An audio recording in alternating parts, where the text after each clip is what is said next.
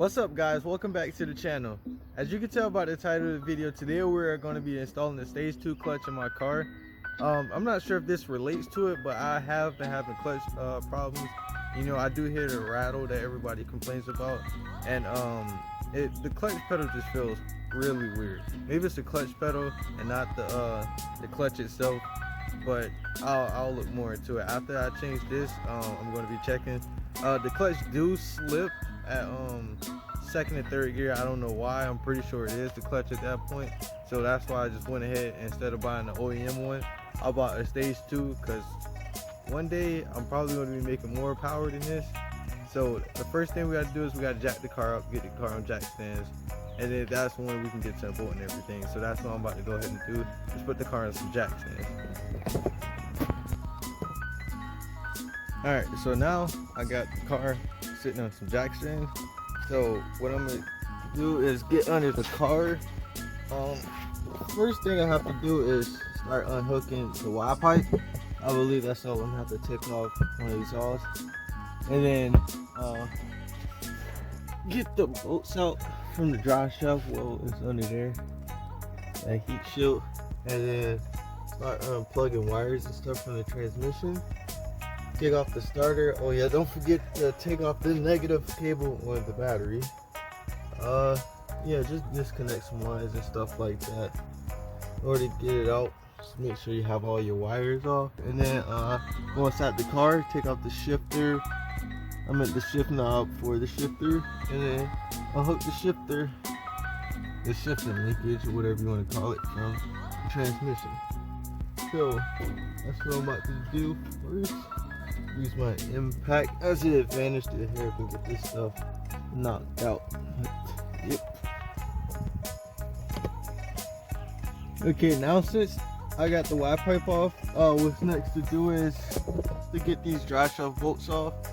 I think I'm gonna have quite some trouble trying to get these off, because I think I used a 1/2 inch impact last time when I put these on, so it might be hard to get off. But actually, before I get to that, I need to drain this transmission fluid and try to store it, that way I can put it right back in. So that's what I'm about to do next. Alright guys, so I got the old clutch out, and as you can see, this is very worn out.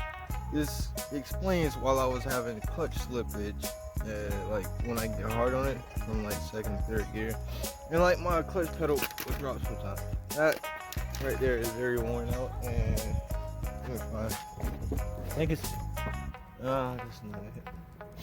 And this is the stage 2, much more grip. I tried to race a Camaro and I was spinning out, well, not spinning out, but I was slipping like the whole time. Yeah, that sucks to lose because of a clutch. But yeah, just got to put this in and put the new throw-out bearing / slave cylinder in there. You know, it came with another one. It do want me to put the pilot bearing in, but I have no way to remove that. I'm not sure if it's safe for me to be able to reuse it, use the one that's already in there, because it did say change it every time you change your clutch. Just like this. It's in the transmission. I can't even see it. If there's anything in there, I need to check it out. But yeah, and the throw-out bearing off, and then put everything back together, and I would be good to go. So let me go ahead and do that. Alright guys, so I just finished the new clutch install and about to give it a first start. Wow, this clutch is like so much stiffer now.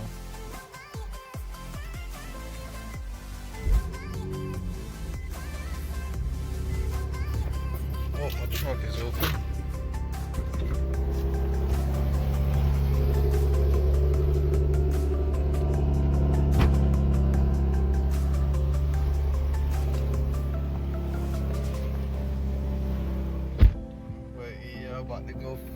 first test drive, make sure everything good, and hopefully that what it was like whenever I switch gears, it'll like make like a grinding noise.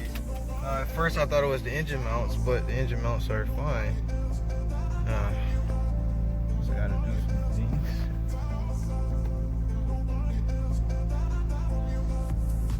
But hopefully that grinding stop. But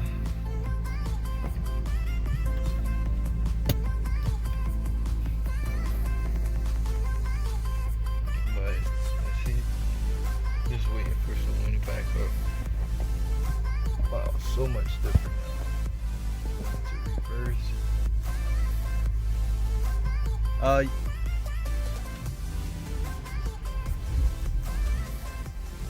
With the new clutch, I can't go over what it was. I think it was 4,000 RPM. But it's kind of hard driving manual with one hand, so.